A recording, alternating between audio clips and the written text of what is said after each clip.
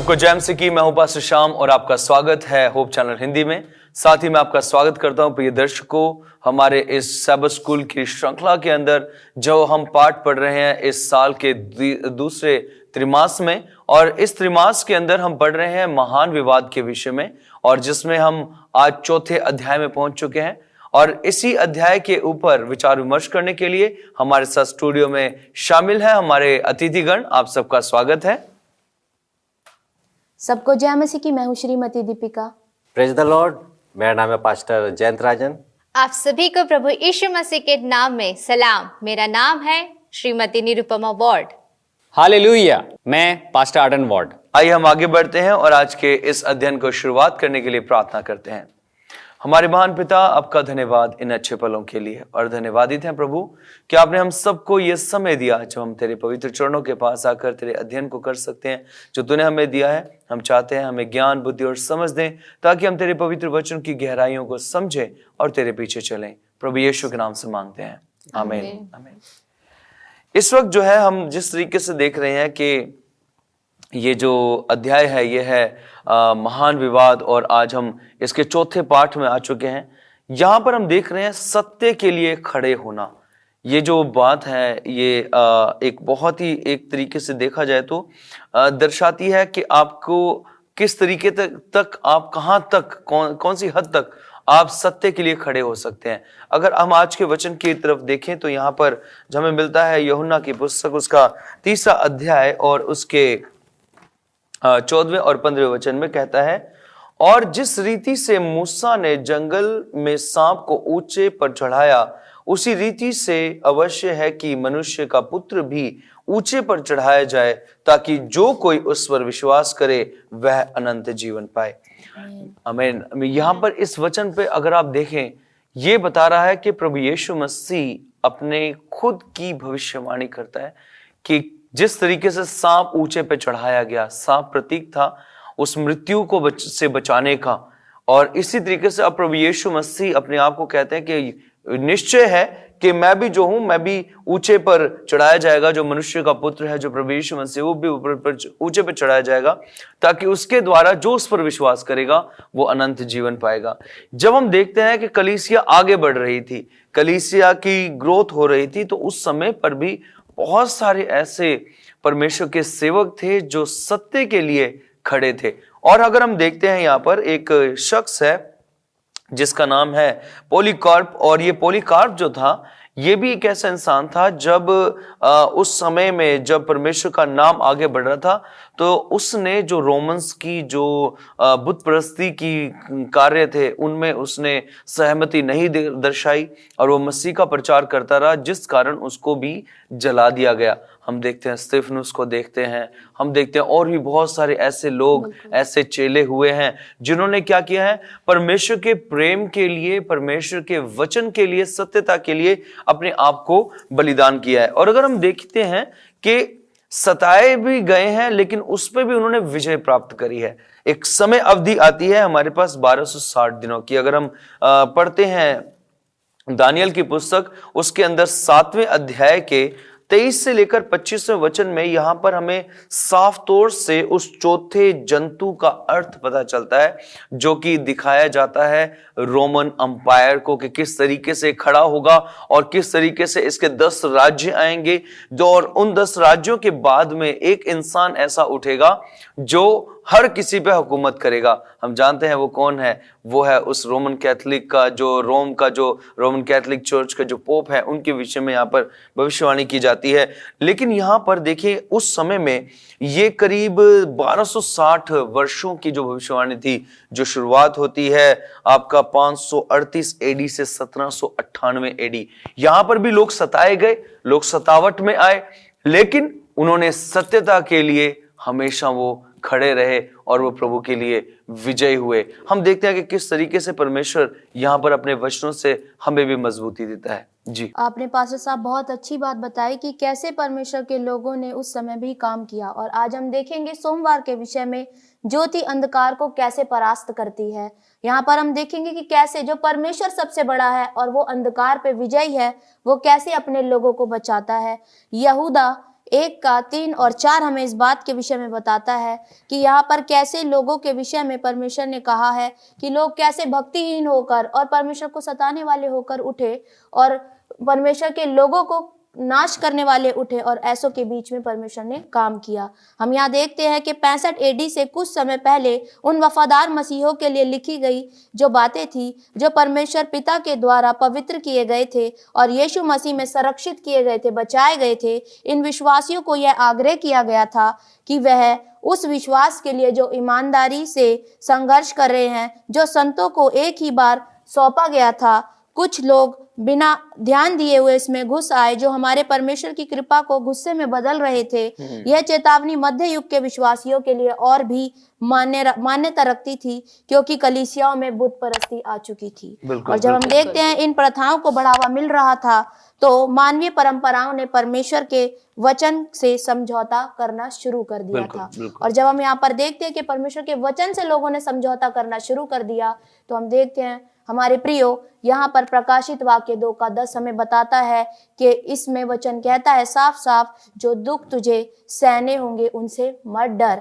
और यहाँ वचन हमें कहता है प्राण देने तक विश्वासी रहे और तुझे जो जीवन का मुकुट मिलेगा उसके लिए तू तैयार रहे। यहाँ पर हम देखते हैं इस अध्याय में हम पाते हैं कि ये बातें जो है सुमरना की कलीसिया के विषय में की गई है। ये जो कलीसिया का समय था, अगर हम देखते हैं 100 एडी से 313 एडी तक का रहा। और यहाँ हम देखते हैं उस शहर के संरक्षक देवताओं में से एक देवता डायनोसिस था, जो उत्सव और उर्वरकता का देवता था। जब इस देवता के पुजारियों की मृत्यु हो जाती थी, तब उनके शवों पर उनके सर पर एक मुकुट रखा जाता था।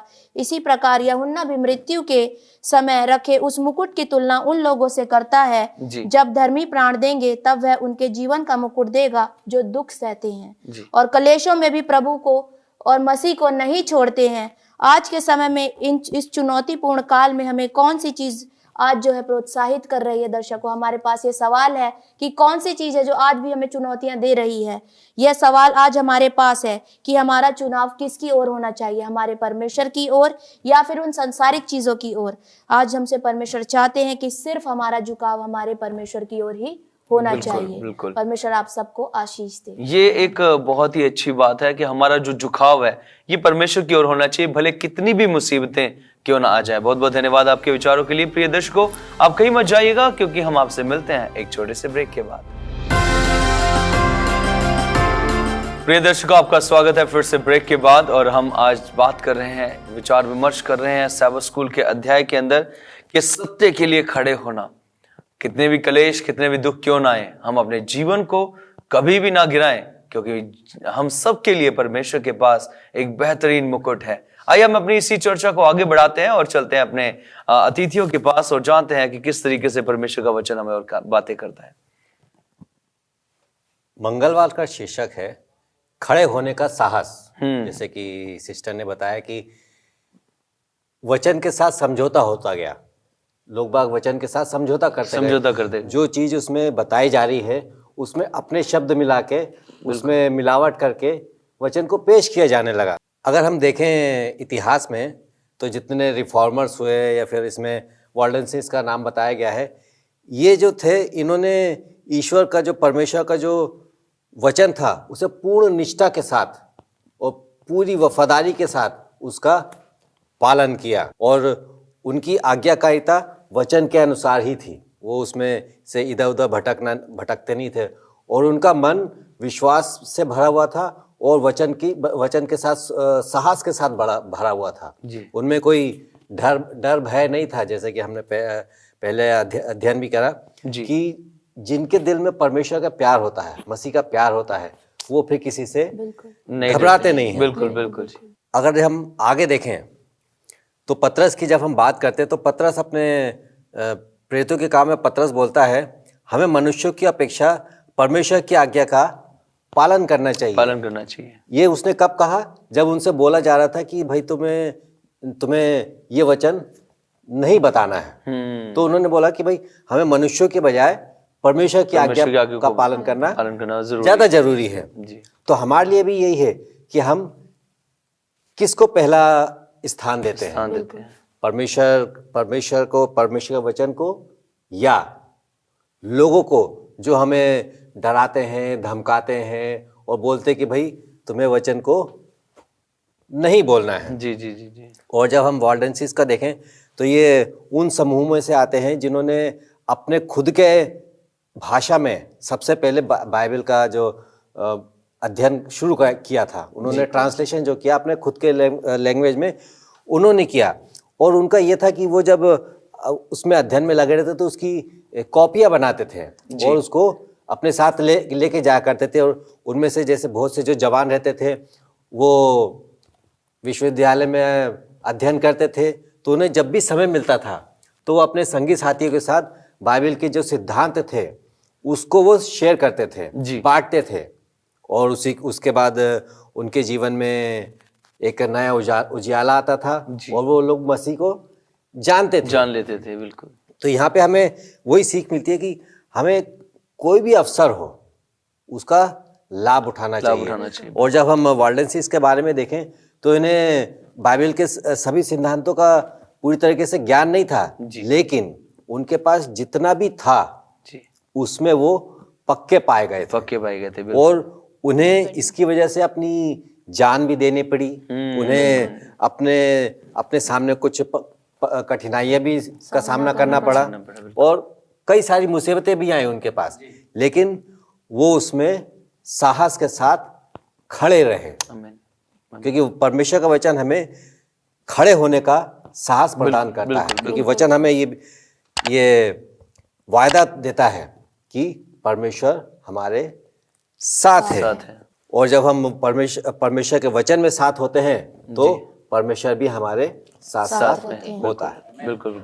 खड़े होने की साहस के बारे में हमें पादरी साहब ने बहुत अच्छी तरीके से बताया। और सच बात है, अगर हम साहस की बात करते हैं तो साहस होना आज के समय में बहुत जरूरी है। बिना साहस के हम कुछ नहीं कर सकते। साहस के आगे अगर हम देखते हैं बुधवार के पाठ में, तो वहाँ पे बहुत अच्छी तरीके से सुधार के बारे में हमें समझाया और बताया जा रहा है। क्योंकि जब हम सुधार के बारे में अगर बात करते हैं तो हमारे मन में एक चाहत होती है, एक खुशी होती है, तभी वो सुधार हमारी जिंदगियों में क्या होता है, आ सकता है। अगर वो खुशी, वो आनंद नहीं होगा तो वो सुधार हमारी जिंदगी में बिल्कुल नहीं आ सकता। यहाँ पे बहुत अच्छे तरीके से दाऊद और यिर्मयाह के रवैये की बात की जाती है कि जब परमेश्वर के भविष्यवक्ता वचनों को पढ़ते थे तो वो कैसे रवैया रखते थे, क्या वो खुश होते थे या दुखी होते थे।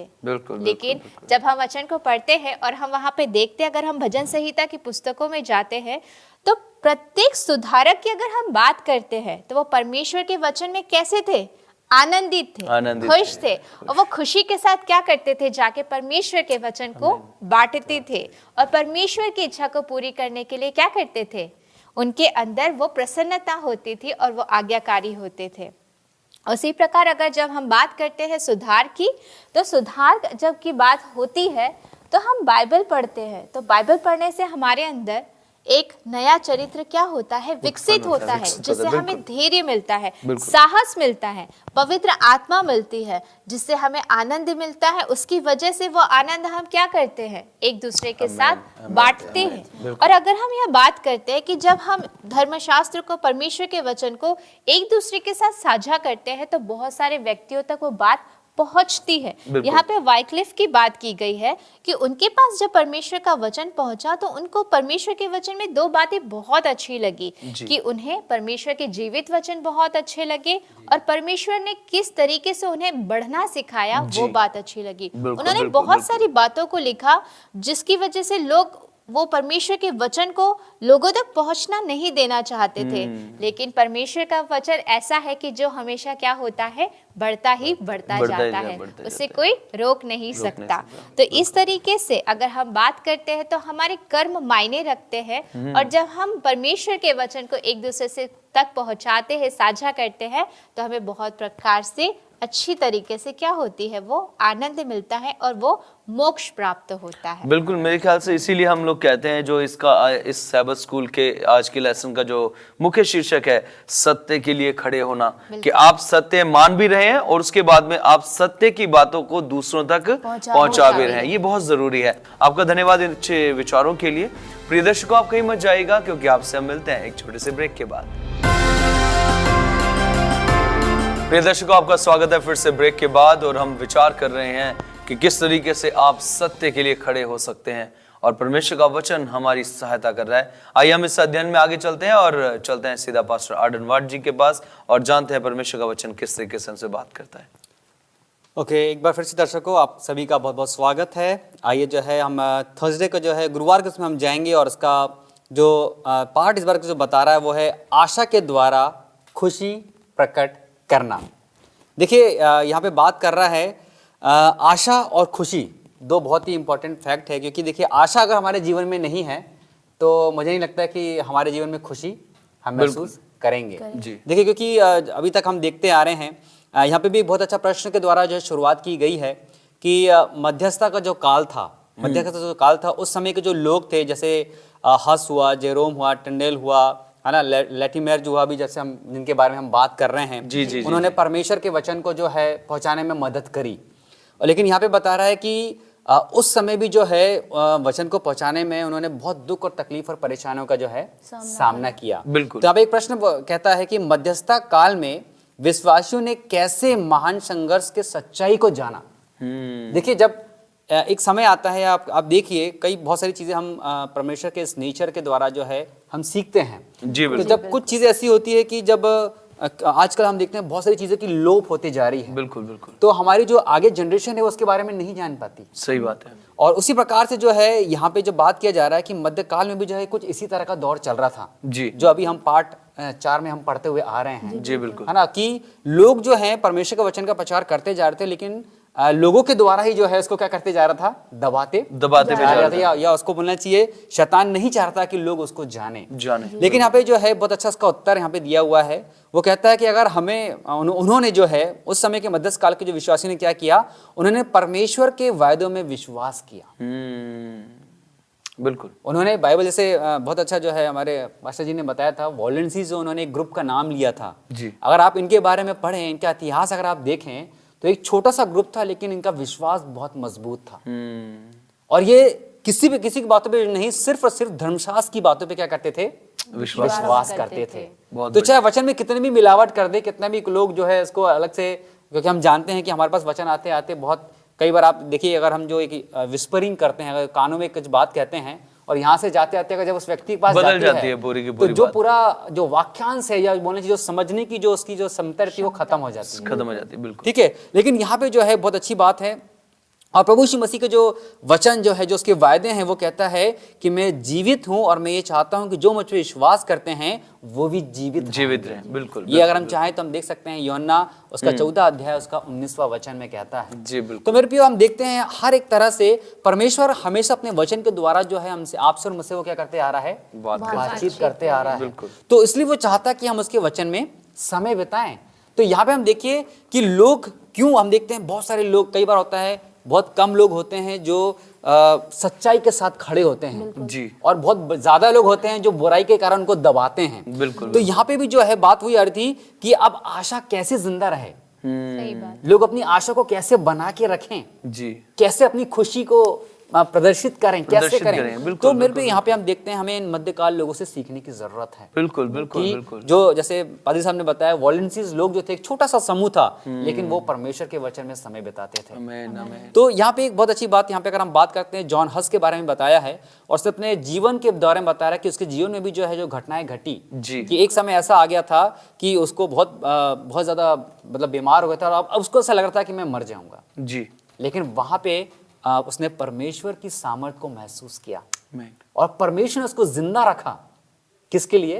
उस आशा को बनाए रखने के लिए, ताकि वो आशा सिर्फ उसके पास ही ना हो, वो आशा दूसरों तक पहुंचा सके, ताकि उनके जीवन में भी जो खुशी है, जैसे भी हम देख रहे हैं सबके जीवन में जो है दर्द है, दुख है, तकलीफ है, परेशानी है, लेकिन अगर उनके जीवन जब आशा आती है तो उनके जीवन में क्या है, एक मार्ग खुल जाता है।